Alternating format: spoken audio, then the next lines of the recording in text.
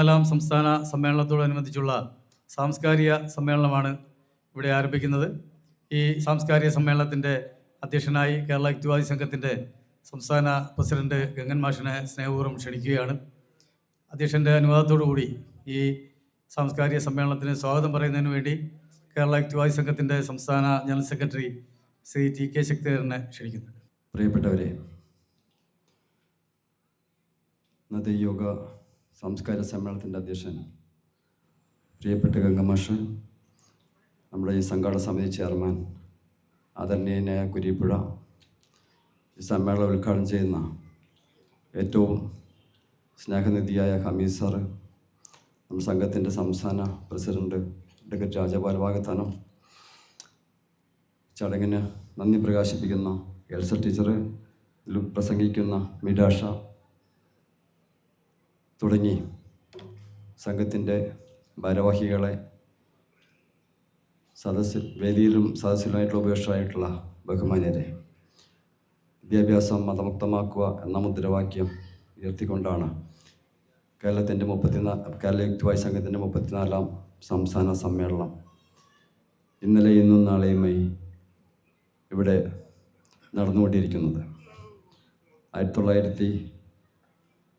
1994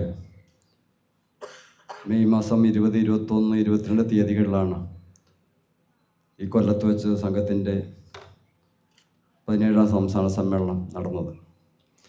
അതിനുശേഷം കൊല്ലം ആതിഥ്യമരുളുന്ന സംസ്ഥാന സമ്മേളനമാണ് ഇന്നലെ ഇന്നും നാളെയുമായിട്ട് ഇവിടെ നടക്കുന്നത്. നമുക്കറിയാം, അന്ധവിശ്വാസ നിർമ്മാർജ്ജന നിയമം നടപ്പിലാക്കുന്നതിന് വേണ്ടിയിട്ട് കാലങ്ങളായിട്ട്, ദശാബ്ദങ്ങളായി സമര പോരാട്ടങ്ങൾ നടത്തിക്കൊണ്ടിരിക്കുന്ന പ്രസ്ഥാനം എന്ന നിലയിൽ ഇന്നും നാൾക്കുനാൾ അന്ധവിശ്വാസങ്ങൾ വർദ്ധിച്ചുകൊണ്ടിരിക്കുന്ന കേരളത്തിൽ നമ്മുടെ പ്രസ്ഥാനത്തിൻ്റെ ഏറെ പ്രസക്തിയേറിയതാണ് എന്നുള്ള കാര്യം നമുക്കെല്ലാവർക്കും അറിയാം.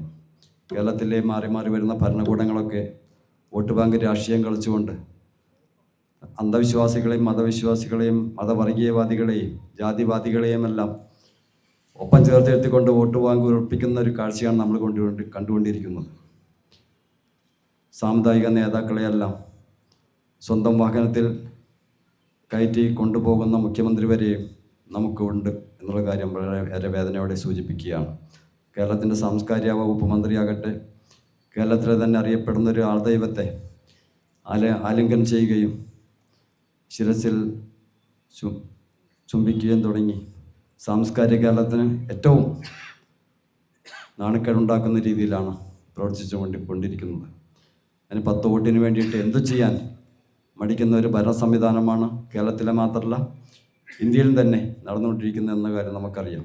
മിത്തുകളെയൊക്കെ, അശാസ്ത്രീയ കാര്യങ്ങളെയുമെല്ലാം ശാസ്ത്രവൽക്കരിച്ചുകൊണ്ട് ഇതാണ് ശാസ്ത്രമെന്ന് പറഞ്ഞ് ബോധ്യപ്പെടുത്തിക്കൊണ്ട് വിദ്യാഭ്യാസ മേഖലയാകെ പൊളിച്ചെടുത്ത് നടത്തിക്കൊണ്ടിരിക്കുന്ന ഒരു കേന്ദ്ര ഭരണകൂടവുമാണ് ഇവിടെ ഉള്ളത് എന്നുള്ള കാര്യം നമുക്ക് ഏറെ വേദനയോടെ ഓർക്കേണ്ടിയിരിക്കുന്നു. അത്ര സന്ദർഭത്തിലാണ് നമ്മുടെ 34-ാം സംസ്ഥാന സമ്മേളനം ഇവിടെ നടക്കുന്നത്. ഇനി ഈ സമ്മേളനത്തിൻ്റെ ഭാഗമായി നടക്കുന്ന ഈ സാംസ്കാരിക സമ്മേളനത്തിൽ അധ്യക്ഷത വഹിക്കുന്നത് നമ്മുടെ സംഘത്തിൻ്റെ സംസ്ഥാന പ്രസിഡൻ്റായിട്ടുള്ള ഗംഗമാഷാണ്. നമുക്കറിയാം, 4 വർഷങ്ങളിലായി സംഘത്തിൻ്റെ സംസ്ഥാന പ്രസിഡൻ്റായി തുടർന്ന അദ്ദേഹം ശക്തമായ നേതൃത്വമാണ് പ്രസ്ഥാനത്തിന് നൽകിക്കൊണ്ടിരിക്കുന്നത്. ഉറച്ച നിലപാടുകളും കൃത്യമായ ദിശാബോധവും നൽകിക്കൊണ്ടാണ് പ്രസ്ഥാനത്തെ അദ്ദേഹം നയിച്ചുകൊണ്ടിരിക്കുന്നത്. ഏറ്റവും സ്നേഹത്തോടെ ഗംഗമാഷെ ഈ ചടങ്ങിൻ്റെ അധ്യക്ഷനായിട്ട് സ്വാഗതം ചെയ്യുകയാണ്. അതുപോലെ തന്നെ നമ്മുടെ സ്വാഗതസംഘം ചെയർമാൻ കുര്യപ്പുഴ സാറ് നമ്മുടെ വേദിയിലുണ്ട്. ഈ സമ്മേളനത്തിൻ്റെ സ്വാഗത സംഘം കഴിഞ്ഞ സെപ്റ്റംബർ മാസം രൂപീകരിക്കുമ്പോൾ തന്നെ അന്ന് മുതൽ ഈ സ്വാഗത സംഘത്തിൻ്റെ ഭാഗമായി കൊണ്ട്, അല്ലെങ്കിൽ അതിന് മുമ്പേ തന്നെ നമ്മുടെ പ്രസ്ഥാനത്തിൻ്റെ ഭാഗമാണ് കുര്യപ്പുഴ സാർ എന്നുള്ള കാര്യം നമുക്ക് എല്ലാവർക്കും അറിയാം. പക്ഷേ സെപ്റ്റംബർ സ്വാഗത സംഘം രൂപീകരിച്ചത് മുതൽ എല്ലാ പ്രവർത്തനങ്ങളിലും മുന്നിട്ട് നിന്നുകൊണ്ട് ഈ സമ്മേളനം വിജയിപ്പിക്കുന്നതിന് വേണ്ടിയിട്ട് തോളോട് തോൾ ചേർന്നുകൊണ്ട് പ്രവർത്തിക്കുന്ന നമ്മുടെ ഏറെ പ്രിയങ്കരനായ നാസിയ കവിയാണ് കുര്യപ്പുഴ സാറ്. കുര്യപ്പുഴ സാറിനെ ഏറെ സ്നേഹത്തോടെ ബഹുമാനത്തോടെ ചടങ്ങിലേക്ക് സ്വാഗതം ചെയ്യുന്നു. നമ്മുടെ ഈ സമ്മേളനം ഉദ്ഘാടനം ചെയ്യുന്നത് ഹമീദ് സാറാണ്. നമ്മൾ ഈ സാംസ്കാരിക സമ്മേളനം ഉദ്ഘാടനം ചെയ്യുന്നതിന് ആരെ വേണമെന്ന് പല സമയങ്ങൾ അന്വേഷിച്ചപ്പോൾ തികച്ചും യോഗ്യൻ ഹമീദ് സാറായിരിക്കും എന്നുള്ള അഭിപ്രായമാണ് പൊതുവെ ഉയർന്നു വന്നത്. അതിൻ്റെ വെളിച്ചത്തിലാണ് ഹമീദ് സാറെ നമ്മൾ ഈ ചടങ്ങിലേക്ക് ഉദ്ഘാടകനായി ക്ഷണിക്കുന്നത്. നമുക്കറിയാം കേരള പവനൻ പർവ്വത്തോടൊപ്പം തൃശ്ശൂർ നടക്കുന്ന പവനൻ അനുസ്മരണ സമ്മേളനം എന്ന പവനൻ പർവ്വത്തോടൊപ്പം ഓരോ വർഷവും നമ്മൾ പവന സെക്കുലർ അവാർഡ് നൽകി വരുന്നുണ്ട്. ഏറ്റവും ആദ്യം പവന സെക്കുലർ അവാർഡിന് അർഹനായത് ഹമീദ് സാറാണ്. ഹമീദ് സാറും നമ്മുടെ ഇതിൻ്റെ ഉദ്ഘാടന എത്തിയതിൽ നമുക്കേറെ സന്തോഷമുണ്ട്. കഴിഞ്ഞ കോഴിക്കോട് ഗവൺമെൻറ് ആർട്സ് കോളേജിലെ ഇംഗ്ലീഷ് വിഭാഗം മേധാവിയായിട്ട് ആണ് അദ്ദേഹം വിരമിച്ചത്. ന്യൂനപക്ഷ ഭൂരിപക്ഷ വർഗീയതയ്ക്കെതിരെയും സ്വത്ത രാഷ്ട്രീയ ചിന്തയ്ക്കെതിരെയും ശക്തമായ നിലപാട് കൈക്കൊള്ളുന്ന ഒരു ഇടതുപക്ഷ സഹയാത്രയും കൂടിയാണ് ഹമീദ് സാറ്. ഹമീദ് സാറിൻ്റെ ശക്തമായ പ്രസംഗങ്ങളും എഴുത്തുകളും എല്ലാം നമുക്ക് ഏറെ ആവേശം കൊള്ളിക്കുന്നതാണ്. ഏറ്റവും സ്നേഹത്തോടെ ഹമീദ് സാറെ ഈ ചടങ്ങിൻ്റെ ഉദ്ഘാടകനായി ക്ഷണിക്കുകയാണ്.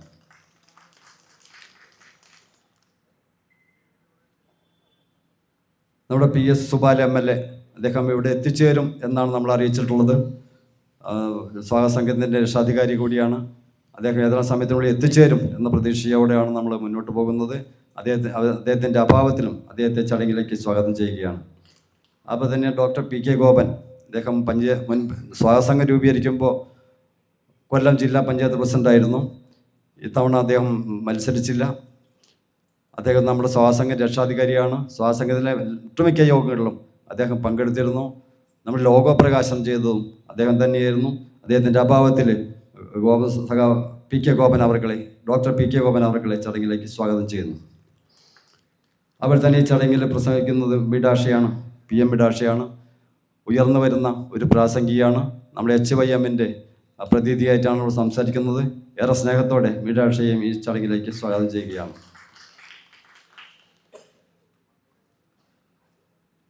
ഇതിൽ നന്ദി പ്രസംഗം നടത്തുന്ന എൽസ ടീച്ചറാണ്. എൽസ ടീച്ചർ നമുക്കറിയാം നമ്മുടെ വനിതാ വിഭാഗത്തിൽ നമുക്ക് എടുത്തു കാണിക്കാവുന്ന കുറച്ച് പേരിൽ ഏറ്റവും പ്രധാനിയാണ് എൽസ ടീച്ചർ. എൽസ ടീച്ചറെയും ഏറെ സ്നേഹത്തോടെ ചടങ്ങിലേക്ക് സ്വാഗതം ചെയ്യുന്നു. സർവോപരി നമ്മുടെ പ്രിയപ്പെട്ട രാജഗോപാൽ നമുക്കെല്ലാം ഏറെ ആവേശം കൊള്ളിക്കുന്ന പ്രസംഗങ്ങളും എഴുത്തും പ്രസംഗങ്ങളുമെല്ലാം കൊണ്ട് നമുക്കെന്നും ആവേശം കൊള്ളിക്കുന്ന മാന്യ വ്യക്തിത്വമാണ് രാജഗോപാൽ. അഡ്വക്കേറ്റ് രാജഗോപാൽ വാകത്താനം അവരുടെ ഏറ്റവും സ്നേഹത്തോടെ ചടങ്ങിലേക്ക് സ്വാഗതം ചെയ്യുന്നു. ഈ പരിപാടിയിൽ പങ്കെടുത്തുകൊണ്ടിരിക്കുന്ന മുഴുവൻ യുക്തിവാദി സുഹൃത്തുക്കളെയും ഈ ചടങ്ങിലേക്ക് സ്വാഗതം ചെയ്തുകൊണ്ട് ഈ യോഗത്തിൻ്റെ അധ്യക്ഷനായി ഗംഗമാഷെ സാദരം ക്ഷണിക്കുന്നു.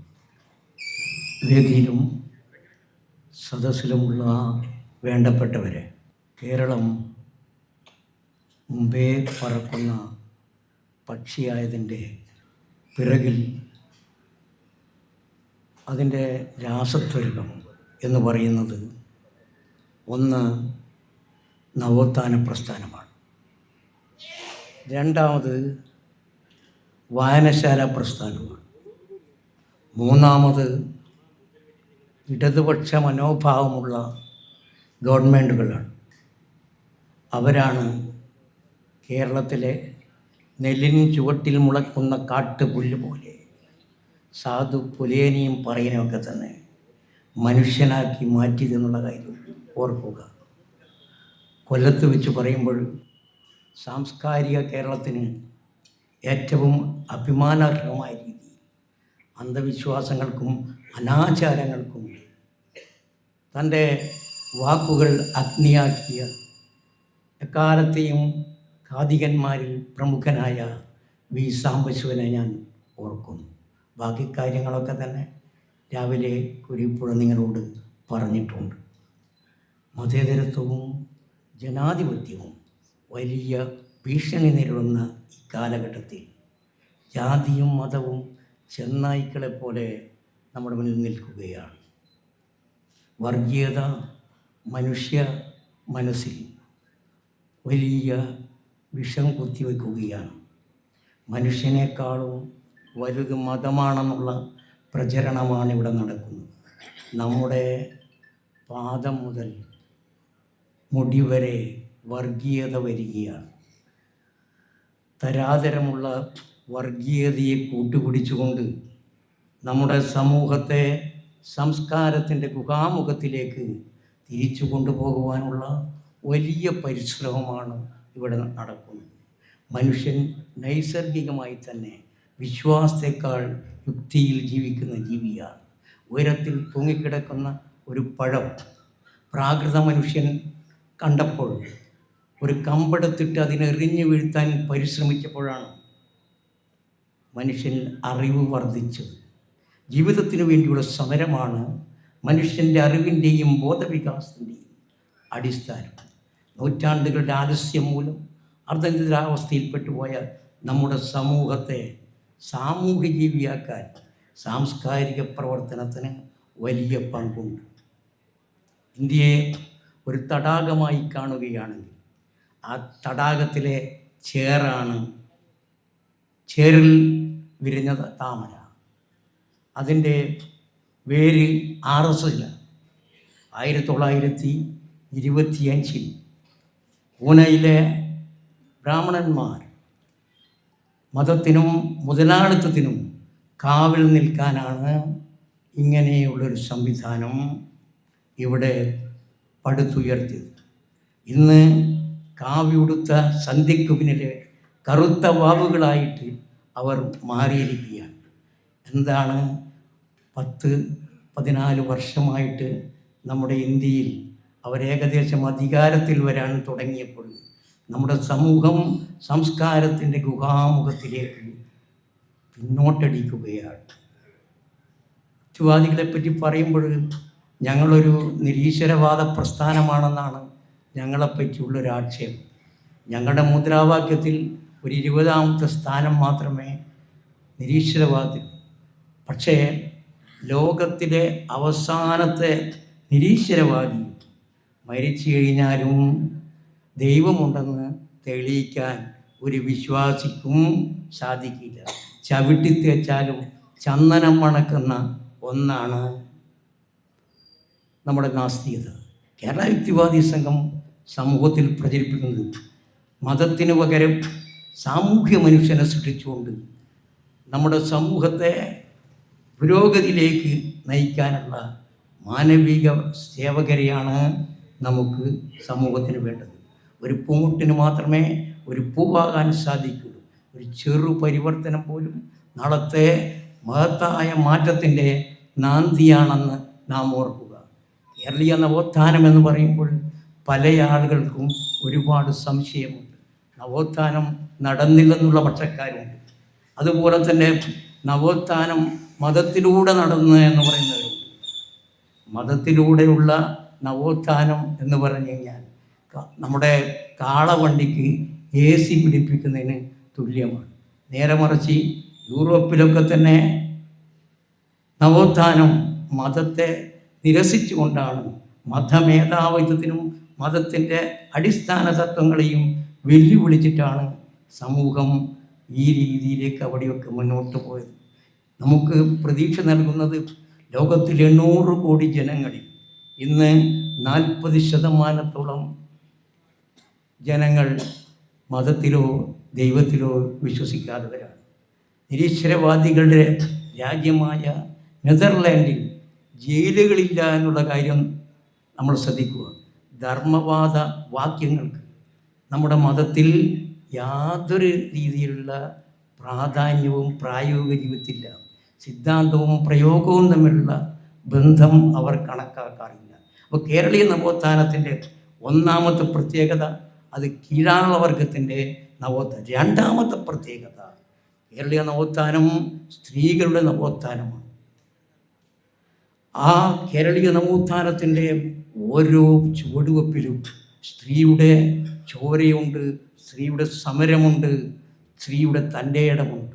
ആ അഭിമാനികളായ സ്ത്രീകളുടെ മുഖത്ത് നോക്കിയിട്ടാണ് പറയുന്നത്, നിങ്ങളുടെ ആർത്തവരക്തം അശുദ്ധമാണ്. ആ ആർത്തവരക്തം അശുദ്ധമാണെന്ന് പറഞ്ഞുകൊണ്ട് ആ മഹാത്മ്യം നമ്മുടെ സമൂഹത്തിൽ പ്രചരിപ്പിക്കാൻ വേണ്ടി ഒരു 4 വർഷം മുമ്പേ എന്തൊക്കെ കോപ്രായങ്ങളാണ് ഇന്ത്യൻ സമൂഹത്തിലും പ്രത്യേകിച്ച് കേരളത്തിലും നടന്നുള്ള കാര്യം നാം ഓർക്കുക. വൈക്കം മുഹമ്മദ് ബഷീറിൻ്റെ ഒരു കഥാപാത്രമുണ്ട്, തോമ. ആ തോമ ഒരു പള്ളിയിലെ കുരിശ് മോട്ടിച്ചു. പോലീസ് പിടിച്ച് കൊണ്ടുപോയപ്പോൾ തോമ പറഞ്ഞു, പള്ളിക്കെന്തിനാണ് പൊൻകുരിശ്? അതുപോലെ അയ്യപ്പനെന്തിനാപ്പോൾ ഇത്രമാത്രം സ്വർണം? കളവാരി ചെയ്ത് കഴിഞ്ഞാലും അത് മോശം തന്നെയാണ്. അതിൻ്റെ രണ്ടഭിപ്രായമുണ്ട്. പക്ഷേ സ്വന്തം കട്ടിലപ്പടി പോലും സംരക്ഷിക്കാൻ കഴിയാത്ത ദൈവങ്ങൾ നാട്ടിലെ മുഴുവൻ ആൾക്കും ശരണം കൊടുക്കുന്നത് എന്ന് പറയുന്നത് നമ്മുടെ നൂറ്റാണ്ടുകളുടെ ആലസ്യം മൂലം നമ്മുടെ സമൂഹം എത്തിപ്പെട്ട ഒരു ആലസ്യത്തിൻ്റെ മുഖമുദ്രയാണെന്നുള്ള കാര്യം ഞാൻ നിങ്ങളെ ഓർമ്മിപ്പിക്കുന്നു.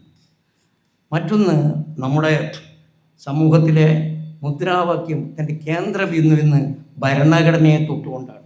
1927 ചൗദാർ കലാപത്തിൽ വെച്ചിട്ട്, ആ സമരത്തിൽ വെച്ചിട്ട് അംബേദ്കർ പറഞ്ഞു, ഞാനിതാ ഈ ചാതുർവർണ്ണത്തിൻ്റെ മാനിഫെസ്റ്റോ ആയിട്ടുള്ള മനുസ്മൃത കത്തിക്കുന്നു. പക്ഷെ നൂറ്റാണ്ടുകൾക്ക് ശേഷം ഞാൻ നിങ്ങൾക്ക് വാഗ്ദാനം ചെയ്യുന്നു, ഈ നൂറ്റാണ്ടുകളുടെ അടിമത്തിൻ്റെ ഭാഗമായി നമ്മുടെ മനസ്സിലേക്കും ജീവിതത്തിലേക്കും പകർന്നുന്ന ദുഃഖത്തിന് ഒരു പരിസമാപ്തി ഉണ്ടാകും. ആ പരിസമാപ്തിയുടെ ഭാഗമാണ് ഇന്ത്യൻ ഭരണഘടന. ആ ഇന്ത്യൻ ഭരണഘടനയ്ക്ക് ചെറിയ കാലത്തിൻ്റേതല്ല, നൂറ്റാണ്ടുകളായിട്ടുള്ള അടിച്ചമർത്തപ്പെട്ട ജീവിയുടെ ആശ്വാസത്തിൻ്റെ നിശ്വാസമായിട്ടാണ് അത് മാറിയത്. അങ്ങനെയുള്ള ഭരണഘടനാ സംരക്ഷണം നമ്മുടെ ബാധ്യതയായിട്ട് കാണണം. ഭരണഘടനയെ കത്തിച്ച് മനുസ്മൃതി കൊണ്ടുവരാനുള്ള സമരം നടത്തുമ്പോൾ നാം അതിനെതിരായിട്ട് പ്രതികരിക്കണം. അതേപോലെ തന്നെ പുതുയുഗ സംസ്കൃതിയുടെ സുസന്ധ്യാവേളയിൽ നമ്മുടെ സമൂഹ മനസാക്ഷിയെ ജ്ഞാനസ്നാനത്തിന് ക്ഷണിച്ചൊരു പ്രസ്ഥാനമാണ് ശ്രീനാരായണ ഗുരു. ആ ശ്രീനാരായണ ഗുരുവിൻ്റെ പ്രസ്ഥാനങ്ങളുടെ എല്ലാ ആവേശവും ചോരയും നീരും കുടിച്ചു വളർന്ന ചില മദ്യ വ്യവസായികൾ ഇന്ന് ഇതിൻ്റെ തലപ്പത്ത് വന്നിട്ട് കുറേ വർഷമായി. അവരൊക്കെ എന്തോ വോട്ട് ബാങ്കാണെന്ന് വിചാരിച്ചിട്ട് ഇടതുപക്ഷ പ്രവർത്തകർ പോലും, എടോ നീ പൊന്നപ്പനല്ല, നീ തങ്കപ്പനാണെന്ന് പറഞ്ഞിട്ട് കാറിൽ കയറ്റുകയാണ്. ഇതൊക്കെയാണ് നമ്മുടെ സമൂഹത്തിൻ്റെ ദുരവസ്ഥ. ഭാഗ്യക്കാരൊക്കെ എനിക്ക് പിന്നാലെ വരുന്നവർ നിങ്ങളുടെ മുന്നിൽ സവിസ്തരം പ്രതിപാദിക്കും. ഏറുന്നു വീണ്ടും നമ്മളൊഴിച്ച പിശാചുക്കൾ കാവിയിൽ കറുപ്പിൽ ആത്മാക്കൾക്ക് വിലപേശി എന്ന് സച്ചിദാനന്ദൻ്റെ ഒരു കവിതയിലുണ്ട്. ഉൽപ്പതിഷ്ണുക്കളായ യുവജനങ്ങൾ പിന്തിരിപ്പൻ പ്രസ്ഥാനങ്ങളിലും അകപ്പെട്ടു പോയിട്ടുണ്ട്.